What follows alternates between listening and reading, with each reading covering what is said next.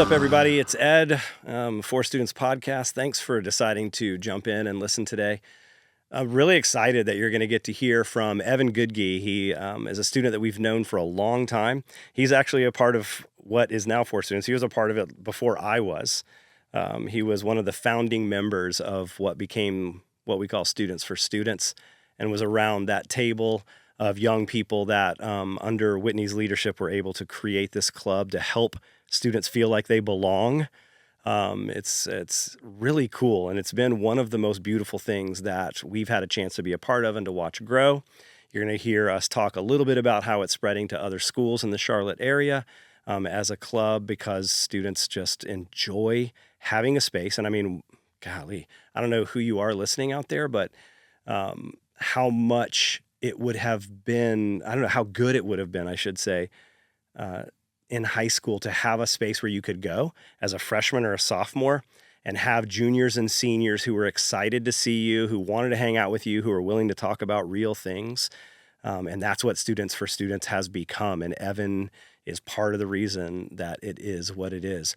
And so we get into that. You're going to hear him share about his adventure, trying to recreate with some friends, a little Hot Ones, their own little Hot Ones adventure that they had, which is really fun. And for him today, I wore my my Tampa Bay Rays hat because he asked if it stood for tuberculosis the first time he saw it. So that was funny to me. So I had to make sure I had it on for him today. So I'm really excited for you to hear him share how vulnerable he is, how real he is. And once again, not shockingly, it ends up being about community, about being around people who help make you better, who are willing to be vulnerable and real and accepting and caring of you. And so, not surprisingly, we spend a lot of time talking about how important that has become to him as he's experienced it. And obviously, it's why our organization hopes that you, whoever you are, have the chance to experience it. Really good time. I really like this guy. Kind of bummed that he's going back to school. We were just starting to vibe a little bit, talking about Minecraft and some other stuff. We always talked about that, but it was fun to hang with him this summer. And I really think you're going to like what you're going to hear. And so check out this interview with Evan Goodgee. You look gorgeous. Sweet. Thank you. I appreciate that. You're a very, very handsome man. Thank you. I really appreciate that. Yeah, no worries. I'm really sorry you were dealing with a pukey dog today. Me too. Yeah, to get a text too, like, frankly. sorry, I'm running a little late. Dealing with dog vomit all day, I think was how the text went. Mm-hmm. That was a little hyperbolic, but I felt that was valid. Yeah, it felt like all day? It did, definitely. And a lot of the time I was just standing there like, I really don't want to deal with this. But, yeah, I moved past that. I moved on. Yeah, I imagine there are very few times people are like, dog vomit, this is exactly what I'd like to be dealing with right now. Yeah. Yeah. I would be shocked if anyone ever was excited about dog vomit. Yeah, agreed. Or any vomit. Yeah, agreed. So when I saw you, we just got back, and we'll get into this here in a minute because it's kind of exciting that we just got to go on this trip to Atlanta together last couple of days. But you were coming back to Charlotte last night because you had an appointment with some friends. Yes, we'll call it an appointment. Yeah. To do your own Hot Ones challenge. Mm-hmm. Mm-hmm. So in case someone doesn't know, it would be shocking if someone listening didn't know what Hot Ones was. But what is Hot Ones? How did this go? What happened? Fill us in. Yeah, so Hot Ones is I guess a YouTube show. Okay. That has kind of blown up the past. Well, it's been going for years. Quite a while now. Yeah. And so it's hosted by this guy, and he does interviews with celebrities. Mm-hmm. And they throughout the interview they eat progressively spicier and spicier wings. Okay. Chicken wings. And so for my friend's birthday, he got this set of the hot sauces. And so he's like, "Do you guys want to try this?" And we're like, "Let's do it." Sure. Yeah, that sounds awesome. I would have said no. Yeah, that may have been wise. Yeah. But it was quite the experience. So how many of you did this? It was only 3 of us. Okay. Yeah. So 3 guys. You're just at your buddy's house, apartment, Yeah, his house. Yeah, at his house. Mm-hmm. And did he do wings or what? Okay, so you actually put them on. You cooked up wings, or you ordered wings somewhere? We ordered wings. Okay. And then we didn't they were just plain wings, and so we put the sauce on as we ate them. Okay, so you applied the sauce. Yeah. So it wasn't as legit as right, what it wasn't tossed in these yeah. You would imagine them. So, okay, and it is the current hot sauces they're using on this season. I think it's season. Hot Ones. I don't remember what season it is, but yeah. So Ryan Reynolds, Hugh Jackman did it. An These, episode. oh yeah, I saw that. Yeah. And so these are the same sauces Yep. that those guys. Well, look at you, man. I know. Big leagues. Yeah, big leagues eating the same sauces as, two of the biggest stars Mm-hmm. right now. That's cool. It's funny because you texted me last night because I think I said, hey, as you're getting this, you may be already doing it. I think you were in the middle of it. Yes, I was. And the last text I got from you last night said, I think it was, I may have flown too close to the sun. Yes. So as we were getting through the sauces, I was feeling pretty confident. Yeah. And And when you say through the sauces, how many in are you still feeling confident? so it started to ramp up a bit after like 4 or 5. Okay. How many total are there? 10.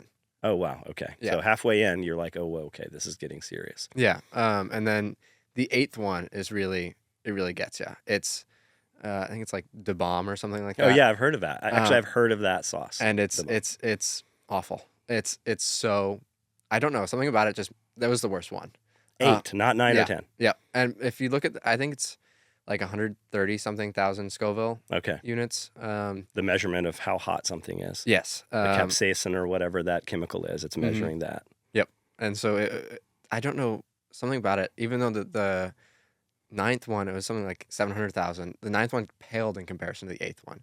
Like, I don't know why, but so I was coming down off of the 8th one after you texted. I love that terminology. Yeah, it was. I tried to sit with it for as long as I could, and I was kind of proud of myself with how not long. It was like 30 seconds that I sat there like in excruciating agony Just before I hurting. started eating ice cream. Oh, okay. So Very you had the stuff aggressively. ready to go. Yes, we Because they did. have milk, ice cream. I'm trying to think they have other stuff ready to go. Yep. And so that was awful. But so going from that one to the 9th one, it's like the 9th one's a piece of cake. I was like, oh my gosh, this is so easy. Like, I got this. And so with the last one, I did a decent sized dab on the chicken wing. And so Okay. I took a bite and I was like, this is like nothing. This is easy. And so I waited like, I don't know, like 30 seconds or so. And then I was like, okay, I got this. I'm going to do even more. And so I flipped the chicken wing over, put like 3 times the amount I originally put on. And as immediately I was like, oh, it was awful. I started pacing around the room. I would hold like milk in my mouth for as long as I could until it got like gross. And, Yeah. I ended up drinking, I think, 3 glasses of milk after that last hot sauce. Wow. And the worst part was just the amount of food I had already eaten trying to get like recover from the De Bomb. Like that was the worst part of it. It was just like I was so full afterwards. It was like I'm so Of warm mouth milk. yeah. This just felt so gross. Yeah, it was a lot of fun though. Yeah. I don't think I'd do it again. Yeah, respect. Yeah. Because I used to love that, but I've gotten old enough now where I just don't I don't mind making myself uncomfortable. Love doing that. But not just the burning. Like I love good flavors, and if something's spicy, that's fine. But to eat something just so it burns as much as it possibly can and see if I can take it, I don't know. I'm just not that interested. And then my stomach, and mess with my stomach, and I don't know if you've been experiencing your adventure last night today. I have, yes. But yes, usually people experience it again. So that hasn't been fun. Yeah. You and the dog Yes. have been struggling today. Yes, we have. Her more than me, Yes, but different. but- Yeah, thankfully. Yeah. Different orifices maybe. Yes. Yes. But, yeah, man. So thanks for coming on the podcast. I'm pumped. You're like, this is like the end of the summer, 2024. Yeah, man, you've been interning with us this summer, which is really cool. And how wild that when we'll get into how you found out or how even became a part of this, how you ended up in this chair here across from me. But it's been a great summer. And you and I just had the chance to go down with a couple of other people, including Whitney, the founder, down to North Atlanta yesterday or night before even, and meet with some people down there. Yeah, it's really cool that we got to go down. There's a not even potentially, we're planning on it. We are putting a deposit down on this event space, and we're going to have our first ever out of Charlotte end of year conference for the next conference. That's just really cool. Yeah. But that's coming up, I think, May 13th or something like that in so Fulton County. Lots of high schools in that area will be taking part. It's really kind of neat. But how was your first business trip? It was, I imagine it's a lot more fun than all the other business trips I'll be going on. Maybe. Um, Maybe. It depends on who you go with. yeah, yeah. Well, just given who I went with, I think that one was definitely more enjoyable than. Yeah. It was. It was a good time, man. It's a fun group. We love all these people we work with. You fit in great. Your heart is so similar to all of ours. But then it's funny because I think you and I also have all these things in common, even though I'm this 50-year-old joker, and you're this young man, like, games and some interests and the way we like to think about new things and all of that stuff. Played some Phase 10. I'd never played Phase 10 I hadn't either. before. And then I was so pumped that you and Chris Lee stayed up with me to watch an episode of Severance. Severance was so cool. I'm pumped that you think that. I think so too. One of my Yeah. favorite shows, Apple TV. No one. I saw this statistic. No one watches Apple TV. It's something like 0.2%, or it was no. It wasn't even like a full percentage point or something like that. Or maybe it was like they get the viewership compared to Netflix. It's like 0.2 of the viewership or something that Netflix has. That in a day, Netflix has the viewership that Apple has for some crazy amount of time. I was really surprised. But that show is just phenomenal. I like it. I'm pumped that you like it. I'm hoping you and Chris will continue watching it. It's a weird, cool show. Yeah, I'm excited to watch the rest of it. Yeah. It was. I never thought about anything like that, and it was. I mean, I don't know why I would. Yeah. But it was just a really cool concept and Cool, right? really well executed. I mean, I knew all those actors. Yeah, it's amazing, the cast. People who have never heard of it, cast is incredible. So, yeah. So there's a little plug for Severance in case you're looking for a new show to watch on an obscure streaming service, apparently. I want to sign up for another one.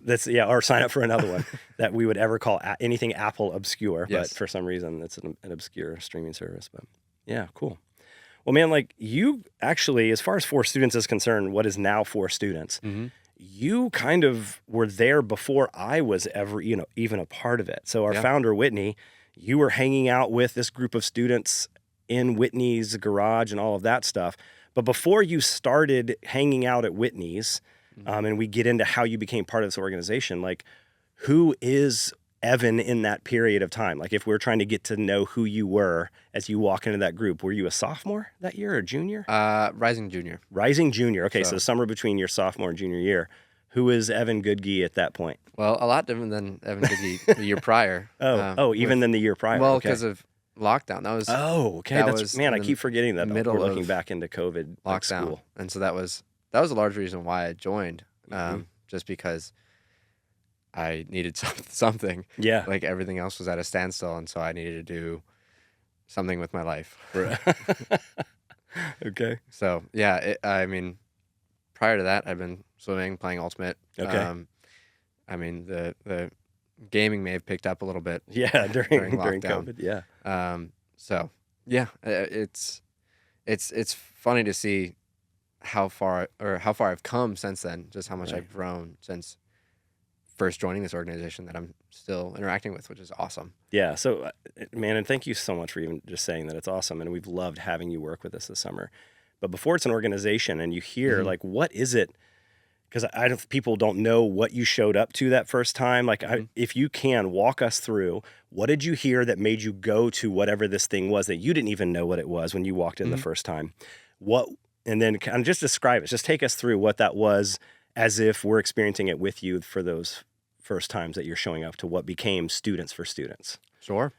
So I won't lie. I was deceived isn't the right word, but I wasn't really brought up to speed into what I was being brought into. Okay. And so what did you hear? What was the pitch?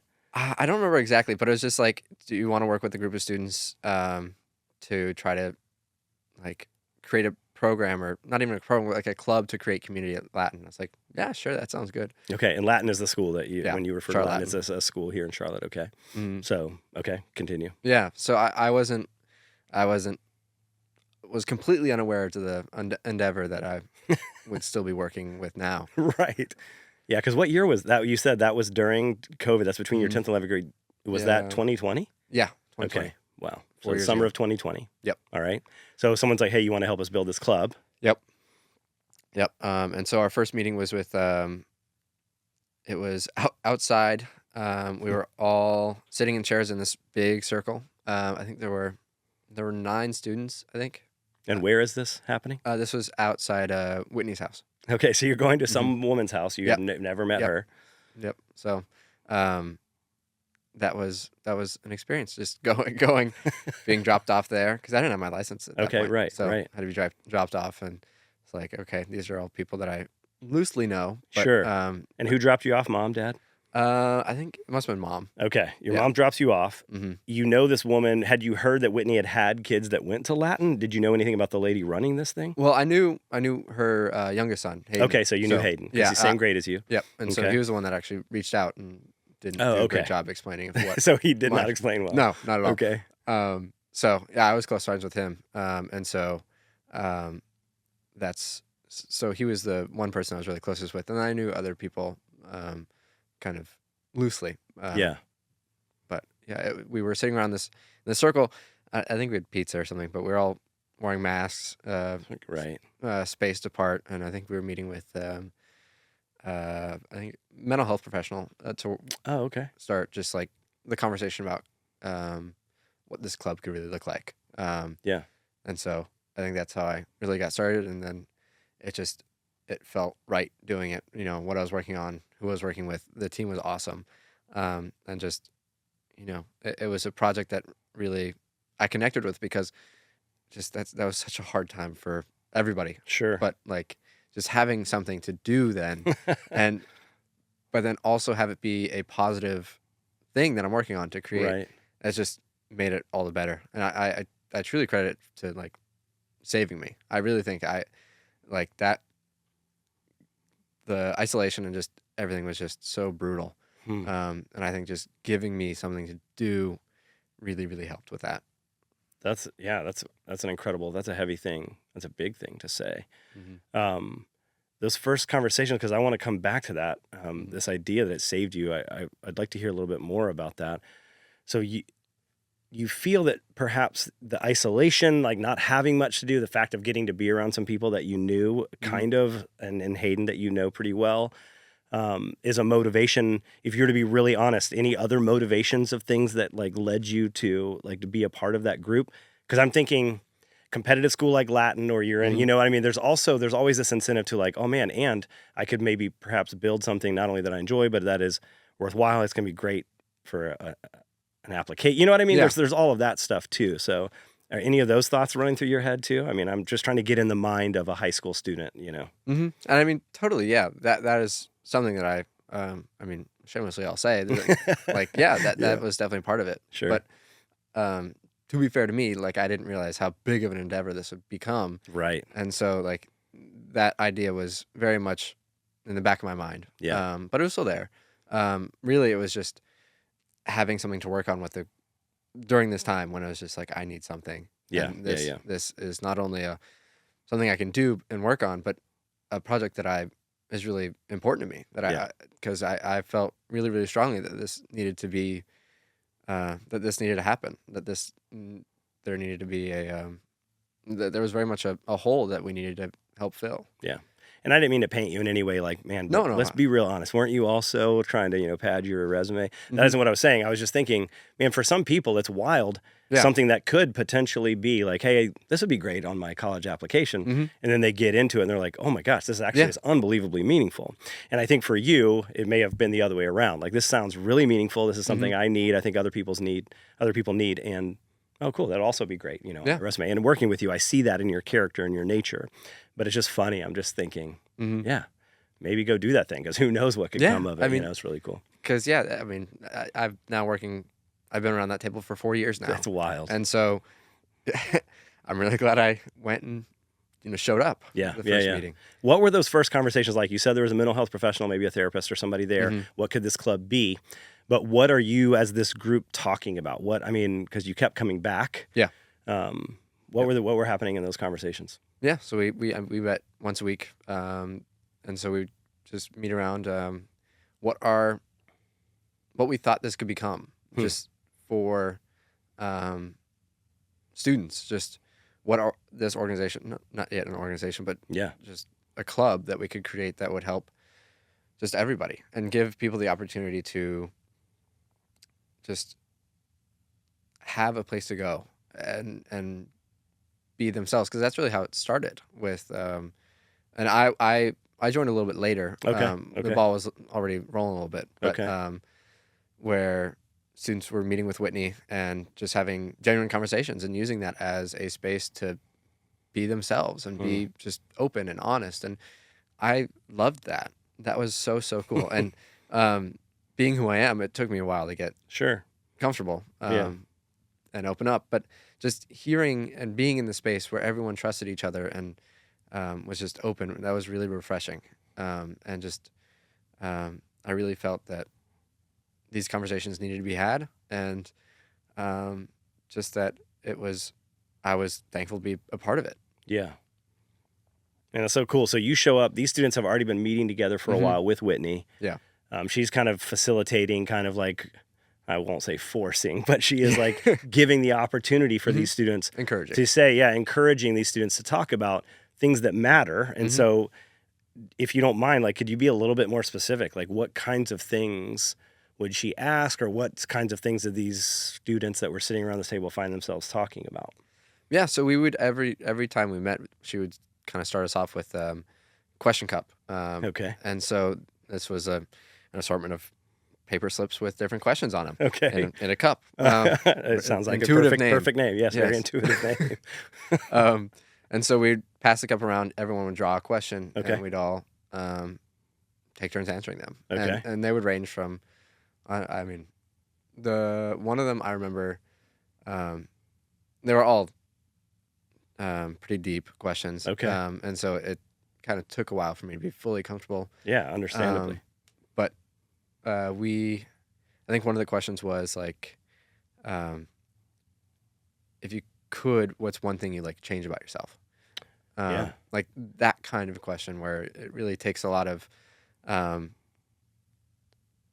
thought, and it's really important to be careful with what you say, because like this is a really important question to not only be able to answer in the group, because that's just, I mean, you wouldn't have to if you were uncomfortable. Okay, I was curious. I thought that was going to be a follow-up question. I was like, could you pass if you didn't want to answer this question? And I think you could draw another question. Sure. But just to get us going on trying to create this environment where we all felt comfortable. And that was part of it. That was a big part of it, just making sure that we knew each other really well and that we were trusted each other. And that was, I think, what enabled us to be so successful from the get-go with that club. Is that you as a club, and I think as I've talked to Whitney, and I know Whitney very well as we've kind of been building this organization together, and I had known her for almost I'd known her for a decade, 11 years, maybe even before that, before even she and I started creating this. But she was definitely being very intentional about wanting you as a group to experience what she hoped. And I think originally, and Whitney I think has been very honest about this, she just had a student reach out to her that wanted to hang. Yeah. And talk honestly about things, with somebody that wasn't their parent, but someone that this student felt they could trust and would trust their responses to things. And then that person invited a friend, and then it just kind of grew from that. And Whitney certainly wasn't starting a school club. She was just trying to provide support for somebody after the loss, of her son, and finding this time to be a time that was so stressful for everyone, but how isolating, unbelievably isolating for adults, but certainly for students. And then I think one of them said, hey, how do we get other people to experience this?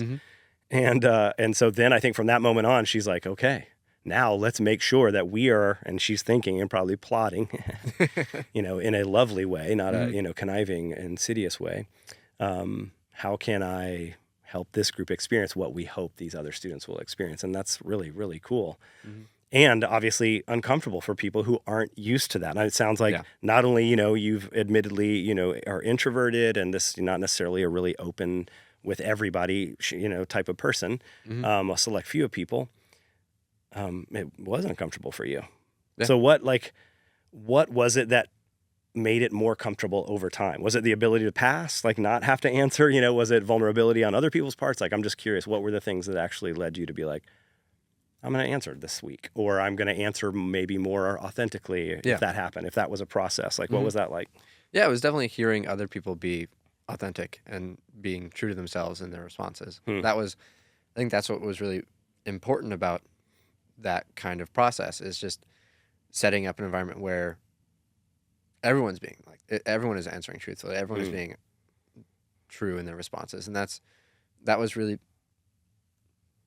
important for my comfort there. Is just knowing that like these people are being vulnerable and they're also uncomfortable, but they're still sharing and they're still discussing these things, and that was really powerful coming from, you know, having been in lockdown for however long it was at that point, where just I now had this space where I could just listen to and hear other people's stories and know that they genuinely cared about mine too.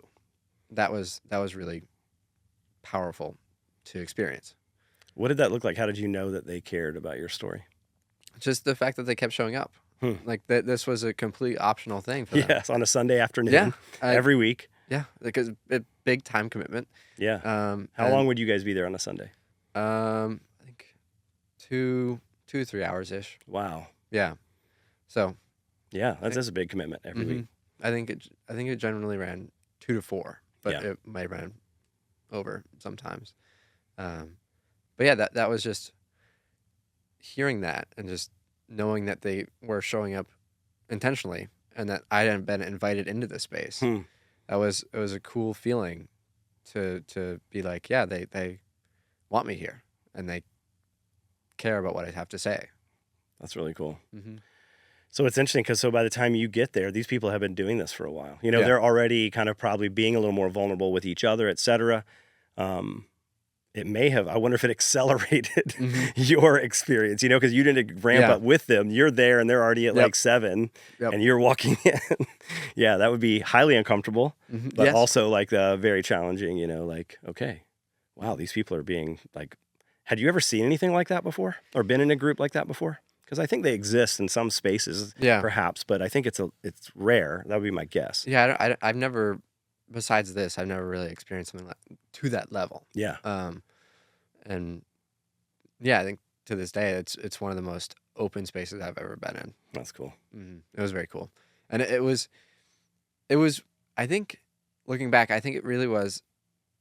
I mean, obviously, it was daunting because this group of people had already been meeting together, knew each other really well, but it also kind of accelerated me opening up, just because they were already so open and willingness to share and speak. Like that was, and I wasn't the only one coming on at this time. I think 2 other people did as well. Okay, cool. So me. yeah, so I wasn't alone in this, right? But it was a really cool process. And so it becomes at some point, not only is it about you all getting closer, but then also this group that's growing closer simultaneously building something and trying to figure out how to systematize how do you replicate something like this so the students, you know, at Latin could experience it. And then you divide it up into all these teams and kind of like strategize on how to do that. I think in this club now, it's really cool. Is now, I think this fall will be in 5 different schools, not because we've been promoting it all everywhere, but because students who are experiencing it have been sharing with kids at other schools who they're on, like, you know, perhaps club teams with, or maybe go to church with, or however these kids are interacting outside of school because they don't go to school together, but they're hearing about it and then wanting to start chapters at their school. It's beautiful. Like, it's something cool to see. But I want to come back to something you said, and then I want to move into how, like, because the whole sentence you said earlier about saving your life, I really want to hear what you have to say about that. But what is it, do you think, about people being honest or vulnerable about sharing their stories? I don't know. Why is that such a transformative experience for a group of people? You know what I mean? Like, why was it transformative for you? Why do you think it's transformative for people to hear other people be vulnerable and share stuff that maybe they haven't shared with others? Yeah, I think it's all about the ability to be genuine without, like, being able to share your true self without being afraid of, you know, judgment or, you know, it's just that level of openness is really, really special. And I think that really helped me through having the level of isolation that we were all experiencing, having a space where I can go into and just not worry about anything and just, you know, discuss about how my day's going, what what kinds of things are going on, like what I'm excited for, what I'm scared for. Hmm. Like that was just really, really comforting, Hmm. having that space where I could just walk in and, it's a space where I don't have to worry about anything like that, Yeah. where I can just be myself with this great group of people. Yeah, there's something I heard someone say before this was a movement and meant something entirely different. Mhm. Let me qualify this, but that the words "me too," Mhm. which became something very Yes. different. But hearing someone else say "me too," I thought I was the only one. There's such power in hearing. Mhm. I'm not the only one. I'm not the only one struggling with this. I'm not the Yes. only one that's ever thought that or done this. Or Mhm. wow, it's so good to know. I thought I was alone. I thought I was struggling in this alone. So yeah, it makes sense. I was just very much wanted to hear what you thought or felt was powerful. I think that's a great answer. And so not only are you isolated or whatever, but you've talked about the power of this group and experiencing community Mhm. through Students for Students at Latin, and then helping lead it, build it, lead it, participate in it. And then, even now you're about to head off into your junior year of college. And so this theme of community, Mhm. has become, as you've shared with me, like really important. But I'd love to hear in your words, how do you feel, like you said, this saved you? How does this community or building this, or how does that all play into how you felt like it played such an important piece? Yeah. Well, I think largely it shaped kind of my expectations. Mm. And I know what it's like to have this level of comfort and openness with people, that I can now go in and know that's what I want. Like Hmm. look for that kind of thing. Hmm. It's know that I need it. I mean, everyone needs it, Hmm. but it's another thing to seek that out.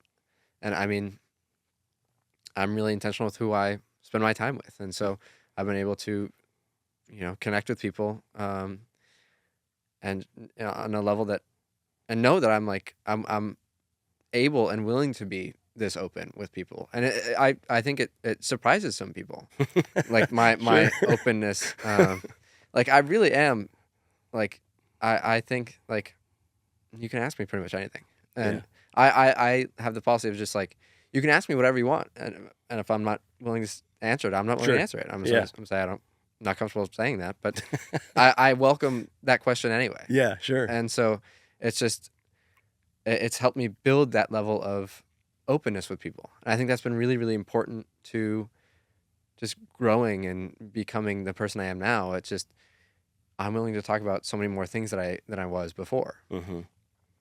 How has this played out as you've been away at school now for 2 years, about to go back for your third year? How did it play out in college as you left? Hmm. Because I mean, you spent 2.5 years building, actually, Yeah. an incredibly, like, kind of intimate group of people. Hmm. What was, how did that translate when you walk into a college Hmm. where did you know anyone as you went to No. school? Well, I knew one guy, but he's like 2 years older than me. Okay. So Okay. And so you go to this school, don't know anyone. You're yeah. used to this intimate community. Now you have no community. What happened? Um, it it was definitely hard at first. I mean, it's Hmm. hard for everyone, Sure. Yeah. even Yeah. if you know people. Right. Just that transition from high school to college, like that's just gonna be difficult no matter what. Yeah. Um, but it meant that I sought my people out, and I think that was really important. Like I didn't just, being the introvert I am, I could have so easily just stayed in my dorm all day, hang out by myself, um, and um, like I loved my roommate, but the two of us just kind of coexisted. Okay. So like we weren't like friends or anything like that. Yeah. But that ended up working out quite well because I just go back to the dorm and chill, and Yeah. Not have to be in these deep conversations yeah. or something. Yeah. So that was good, but we were never going to be buddies. Yeah. And so that meant I had to actively seek out the kind of experience I wanted in college, which I think was, I don't know if empowering is the right word, but just like I kind of accepted that challenge and realized that that's something I needed to do for myself, just to be able to be open with people. That's something I really is really, really important to me.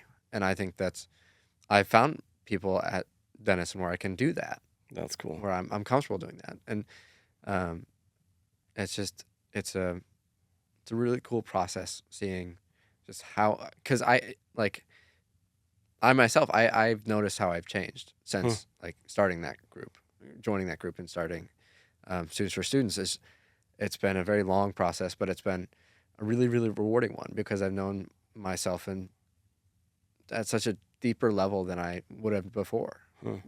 Just both myself and the people around me. I'm able to have those conversations that, many people can't.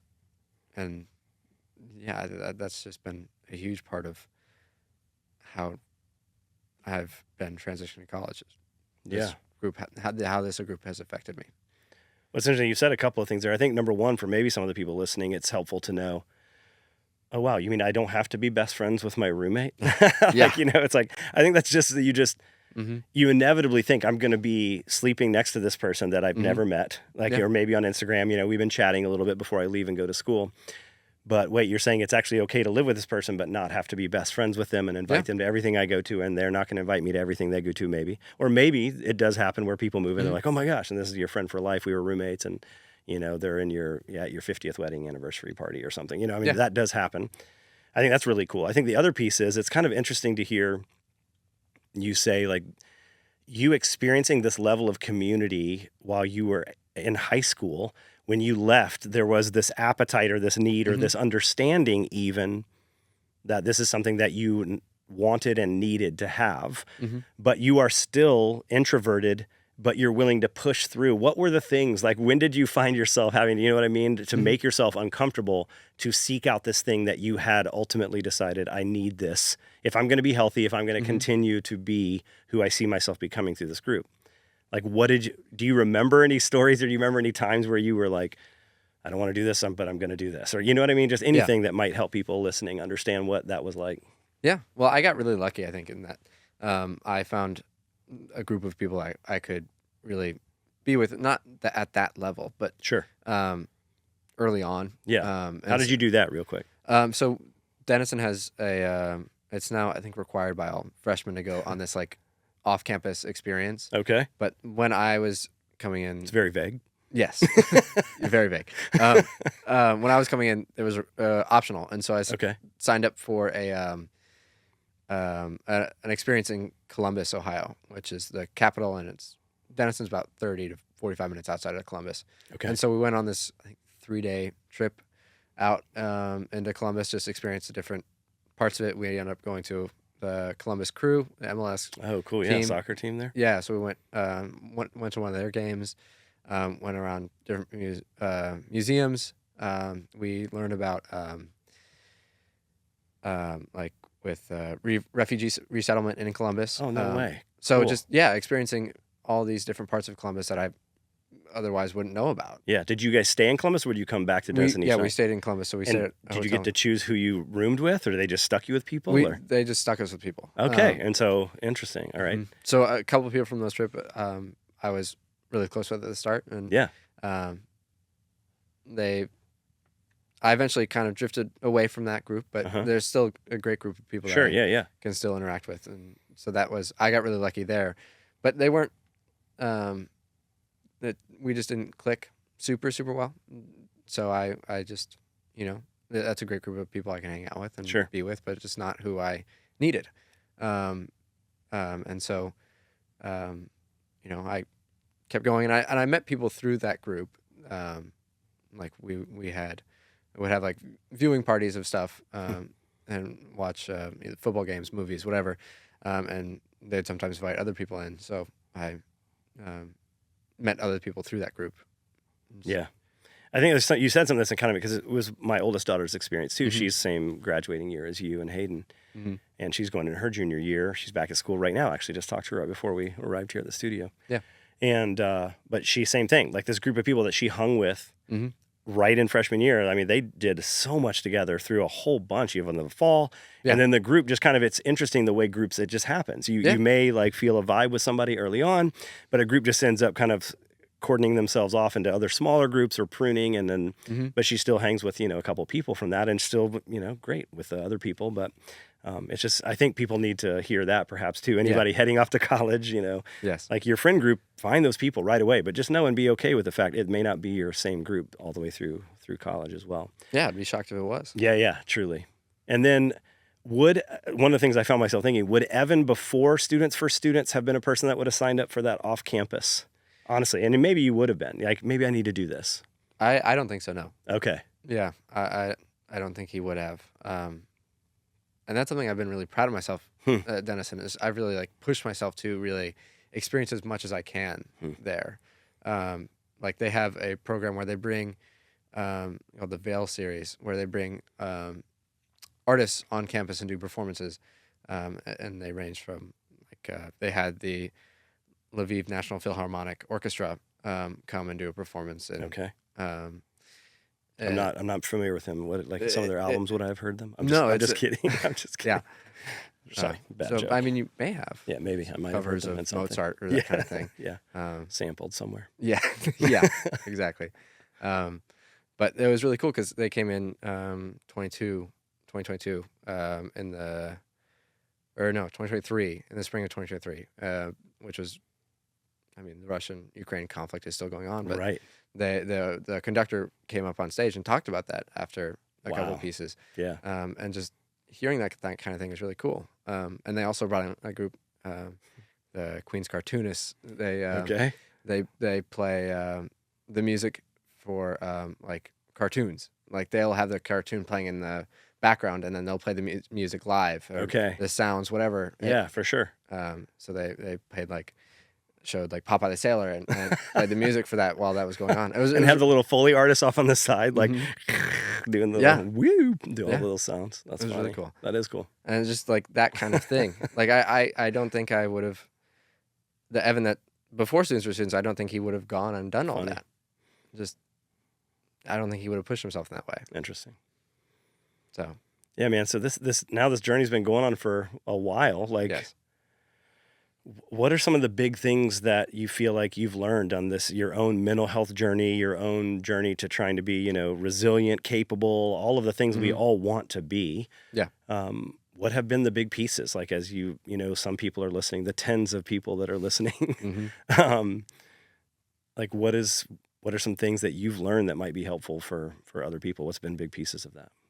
I think a huge part of that is just to remember that it's a lifelong process. I mean, at no point in your life are you going to be like 100%. Yeah. Right. Like, even though I've been sitting around this table for 4 years, I am still learning a lot about myself. And I've even last summer, I spent a lot of time in therapy about self-worth Okay. and just making sure that I, talk to myself in a respectful, good way. Right. Self-detriment is not a good thing. Yeah. And so even though I've been in this conversation for, at that point, almost 3 years, it took me a long time to realize that the way I'd been talking to myself wasn't good. It wasn't healthy. For me, it was normal. And I thought, this is just how everyone does it. But just the way I would talk to myself and, the not just the expectations, but the way the standards I held myself to were unreasonably high. And just so even though I'd been sitting around this table for so long, I didn't realize this about myself. Even with these conversations, it's going to be a process throughout my life that I have to deal with this and work through, and sometimes figure out that this is an issue that it needs to be addressed, because it does. It's been so different having realized that this is an issue and then addressed it. Just the way I see myself has really changed, and it's not perfect. Sure. It never will be, and that's okay. But what really matters is that I continue to strive for better. That whatever I do, I try to make it as good as I can, and I'm thankful for that. Just to have that process and to be aware that this needs to happen, because I don't think. I mean, I'd done therapy a little bit before that, but nothing really serious. And so going through Students for Students and having these conversations and being willing to be open about all these kinds of things, like, I think that's really what made therapy so effective. Is I was willing to go in, and I had this goal in mind. It's like, okay, I want to, see myself healthily in a positive way. Yeah. And that I was willing to do whatever it took for that, and have whatever conversations that, I needed to. So for people listening, just real quick, so how do you real quickly, maybe there's a practical way, some little like hack or something that you've heard or learned from your therapist. How do you recognize, because for, like you said, it's normal for most people, this voice and this negativity that we speak over ourselves all the time is so normal. We wouldn't even hear it. We wouldn't notice it. And it sounds like there was a time where maybe you didn't notice it. How do you notice it? And then what is that first step, or what have you been taught to do in those moments? Well, for everyone, it's going to be different. Sure. For me, that first step was just realizing that it was an issue. And that really took of having conversations with people. Yeah. And saying, this is how I talk to myself in my head, and getting feedback like, that's not good. Not good. Don't say that to you. Yeah. You wouldn't hang out with somebody who says that to you. Absolutely not. Yeah. Like, I would not have been friends with my inner voice if I That's had a the great option point. to. I love that. Like, that's really what those conversations is really what got that started for me. Like, that's really where that took place. And that was, I think, part of the reason why I'm so thankful to Students for Students is just being willing to have those conversations with people where I can, then take that conversation and self-reflect, and just realize I need to do something about this. Yeah. So yeah, that's really where it started. So in the day-to-day, if you have a negative thought, do you now do you notice that it's negative, or like what is that step right then? Yeah, I do just notice that it's negative, and I think it's important to think about what. I mean, I'm a very empathetic person, and so like I would never be willing to say that kind of thing to someone else. Right. And it's important to recognize that, like, I would never say this to anyone else, so why would I say it to me? And that's just been a really big part of that process, is just realizing that I'm worth fighting for myself. Like, I need that. Everyone does. Everyone needs to be fought for. But it starts with doing it yourself. I love that, man. Yeah. That's cool. And then is there some way or something that you're learning or have been taught on replacing those, like that line, or challenging it, or, what do you do once you've recognized, hey, don't talk to me this way, me? Yeah. What do you do then? Yeah. I think just really, like you said, kind of challenge it, address it, and say, this isn't true. And that's not true. I know that's me. I don't know. However you want to say it. Yeah, however you'd say it to yourself. But just thinking about how, like the golden rule, I guess, is treat others the way you want to be treated. Treat yourself the way you should. You want to treat others. Yeah, flip it. Yeah. That's awesome. So just a reversal of the golden rule. I love that. That's cool. I'm going to remember that. That's cool. That will come up again. I will think about that for a while. Yeah. Treat yourself the way you would treat others. Yeah. That's good. That's really good. Man, so anything that you would share with people that are trying to understand you, or anyone like you, or as you, I don't know, those people listening, as we're kind of beginning to wrap this up, what would you want? You've already mentioned, hey, speak to yourself and think of yourself as having value, find community, are two of the big themes coming out of this today that I'm hearing. Anything else that you're like, yeah, if I leave here and I don't share this, then I'll be bummed. I'll be like, dang, I should have said that. Yeah. I think, well, especially for people going out to college, I think it's important to remember what makes you. To really remember the really important parts about your identity and what makes you happy and comfortable, and just all that. I think that's something I've done I'm proud of myself for in college, is I've just tried to take advantage of everything. I've played ultimate frisbee since 6th grade. Okay. And I'm doing it at college. But I originally didn't want to play in college. I was like, I don't really want to. I think this is maybe just behind me. And I don't really want to travel for stuff, and I don't know, just didn't want to do it anymore. So my dad was like, just bring your cleats, just in case. And so I did. And then at the club fair, that was the one club I signed up for. But now I'm the co-president of that club. Dude, that's hilarious. You were thinking it was over. Yeah. And so it's just remembering that kind of thing, just being true to yourself in that way, and just making sure that you're doing those kinds of things that you love and enjoy and need. Yeah. Especially with such a big change going after college. It was really grounding, because throwing a disc in Ohio is the same as throwing a disc in North Carolina. Sure. Just those kinds of things where just a way to ground yourself. That's awesome. Mm-hmm. So it's funny. There's two interpretations in what you just said, Mm-hmm. and based on everything you've shared with us so far, is that, be true to yourself, Mm-hmm. but then you're also saying, for the good of yourself, Mm-hmm. push through Yeah. some of the discomfort that you're experiencing, and perhaps, argue with that inner voice that's telling you, like, maybe this is behind me or whatever, or saying these untrue things to you. There's kind of this weird kind of like Mm-hmm. weighing yourself. Like, there's times where you're going to have to be the judge of, is this helpful for me long term? Yeah. Is it, it's an interesting tightrope to walk. Definitely. Being true to yourself while also not trusting yourself sometimes, and making yourself do things you don't want to do. Mm-hmm. Yeah. Any thoughts around that or adding to that before? Yeah, I think move on? just making sure that what you say to yourself and what you end up going with is, at the end of the day, what you actually want to do. Yeah. Like, just because it may be easy to do something doesn't mean you necessarily should do it. Yeah. Like, it would have been really easy for me to just not sign up for Ultimate and just not show up, and because I've spent countless hours traveling to different tournaments with countless hours trying to navigate a sprained ankle. Right. But Or relationships with people on a team, in a bus, in a hotel room. exactly. But it's been one of my favorite parts about college is just the community and group I've met there. It's just That's awesome. a group of people that I love and I love being with, and I want to continue that for people. I want to allow people to have that connection with people, and that's been really, really important to me in my experience, and just what has made college so good for me. And so I think making sure that there's intention behind what you do, and just making sure that it's what you truly think will be the best for you.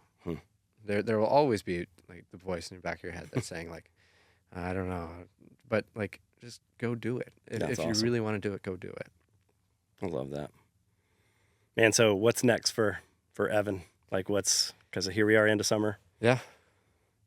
A lot of schoolwork. That's When do you leave for school? How many days from now?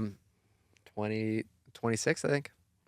26 days, or on the 26th? On the 26th. Oh, yeah. So what's that, like 10 days or 11 days, something like that? Something like that. Yeah, we're middle of August right Week and a now, half. so crazy, man. Yeah. Back to Ohio. I know.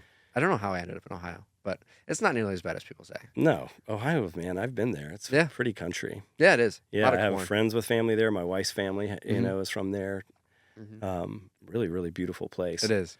And man, it's just been really fun hanging out with you this summer. Like, the little bit we've got to hang out, it's been so fun to have you around the staff table.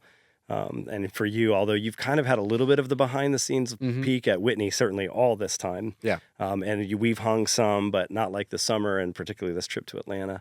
It's been really fun to get to know you. You bring a lot to the table. Thank you. And it's really, really cool to have you around the table. And I don't know, man, you know what a big fan I am of Dr. Gee, your dad, like, and his involvement and support of us, like at Latin and our programming there. It's just, I don't know, just great family. I don't know. I'm glad I'm your friend, man. It's Me cool. too. I hope this fall is really good. And there's no doubt that we'll check in and hear somehow like what Evan Goodgee's doing. And man, last little thing, are you scared at all? Because I mean, now you're headed into junior year. College is halfway over. There's I think we called it a next coming for you. It was high school, but now and pretty soon it's the end of college. Any fears around that? Like, what are the big fears there? I mean, yeah, of course. It's both a really scary and exciting time. Yeah. Like I don't know what's on the horizon. Sure. And the great thing, it could be anything. Yeah. I could literally, so many options and so many different avenues I could choose to go down. That's what kind of makes it scary too. Yeah, sure. It's like, oh shoot. The uncertainty. Which door? Yeah, Yeah. exactly. But it's really cool, and I'm really excited to just see what I have in store. Yeah, man. What life has in store for me. Me too, man. We will be following closely with your journey. And there's always this thing in Whitney and I, as we have been around students for so long, so, there's some students that lean in really hard and we get to know really well. And it's exciting. And there's this hope, like, will they come back and continue to do stuff with us? We always hope that. And that's certainly true with you. But thanks for being on the podcast today, man. Of course. Super. Thanks for being vulnerable, being so real. It was cool. Yeah, absolutely. This is an awesome experience. Cool. So thank you. Glad. Yeah, absolutely.